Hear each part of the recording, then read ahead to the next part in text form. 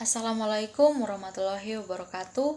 Salam sejahtera untuk kita semua. Salam budaya, salam kebajikan. Halo teman-teman, perkenalkan nama saya Tifa Menenkaya dengan stambuk P101-21139 Prodi Kesehatan Masyarakat Angkatan 2021.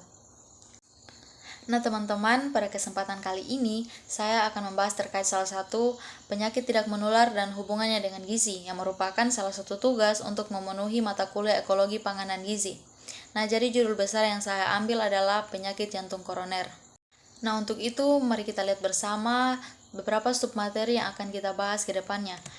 Yang pertama adalah pengertian PJK atau penyakit jantung koroner, yang kedua adalah riwayat alami penyakit, yang ketiga adalah faktor risiko penyakit jantung koroner, yang keempat adalah gejala klinis, yang kelima adalah pencegahan PJK.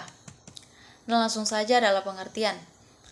Menurut WHO, penyakit jantung koroner ini adalah ketidaksanggupan jantung akut atau kronis yang timbul karena kekurangan suplai darah pada miokardium sehubungan dengan proses penyakit pada sistem nadi. Nah, PJK ini merupakan penyempitan atau tersumbatnya pembuluh darah arteri jantung yang biasa disebut dengan pembuluh darah koroner. Sebagaimana organ tubuh lain, jantung pun memerlukan zat, makanan, dan oksigen agar dapat memompa darah ke seluruh tubuh. Nah, ketika terdapat keseimbangan antara penyediaan oksigen dan kebutuhan oksigen miokardium, maka jantung akan bekerja dengan baik.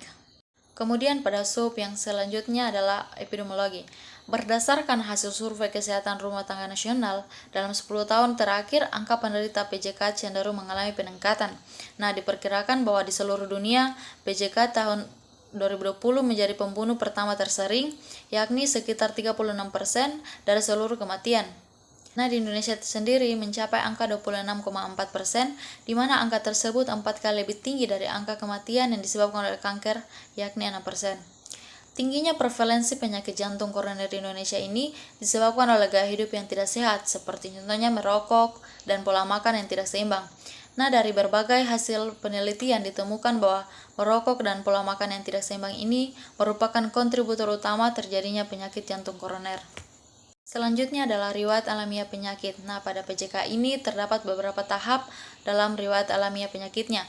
Yang pertama adalah tahap prepatogenesis. Nah, pada tahap ini terlihat ada beberapa faktor yang berkembang dalam hal-hal kehidupan seperti kadar kolesterol, hipertensi, kebiasaan merokok, diabetes mellitus, obesitas, riwayat keturunan, stres, hingga kurangnya aktivitas fisik di kalangan masyarakat. Nah, yang kedua adalah masa inkubasi. Pada tahap ini, masa inkubasi penyakit ini tidak bisa ditentukan secara pasti. Akan tetapi, masa inkubasi terjadinya PJK ini ditentukan dengan melihat faktor risiko yang dialami seseorang dalam jangka waktu yang lama atau tidak. Kemudian ada diagnosis dini. Nah, penyakit dini dapat terjadi ditandai dengan adanya rasa nyeri atau tidak nyaman di bagian dada.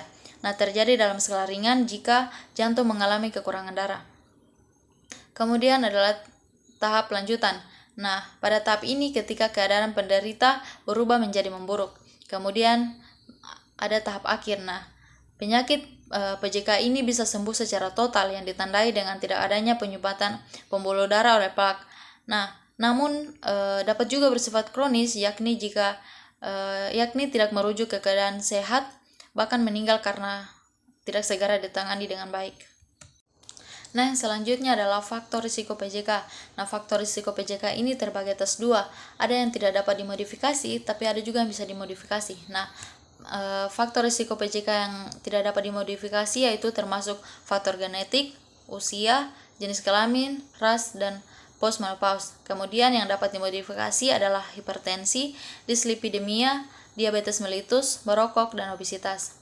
Kemudian ada gejala klinis dari PJK sendiri, yaitu yang pertama adalah merasa nyeri dan tidak nyaman di bagian dada kiri, kemudian menjalar ke leher, kemudian ke bahu kiri, serta tangan dan punggung.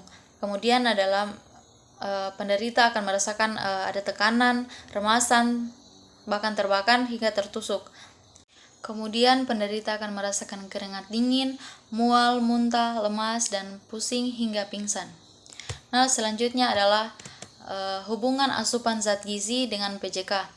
Nah, teman-teman perlu ketahui bahwa asupan zat gizi ini merupakan jumlah zat gizi yang masuk melalui konsumsi makanan sehari-hari untuk memperoleh energi guna melakukan kegiatan sehari-hari.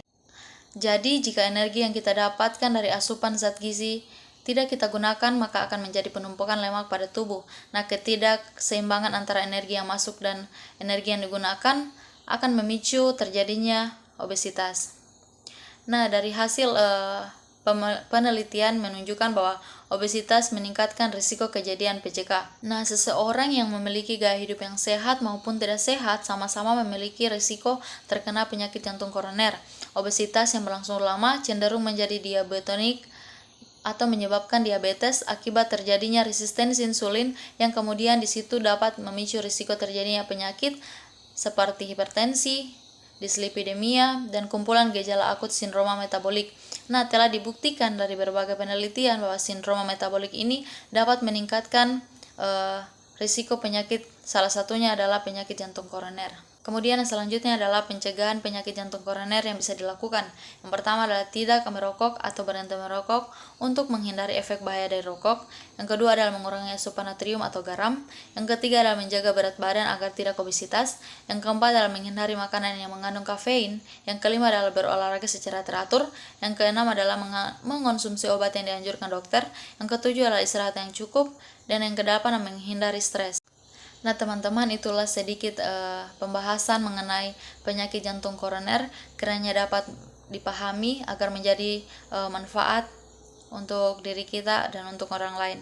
Dan sekian yang dapat saya sampaikan pada kesempatan kali ini. Wassalamualaikum warahmatullahi wabarakatuh.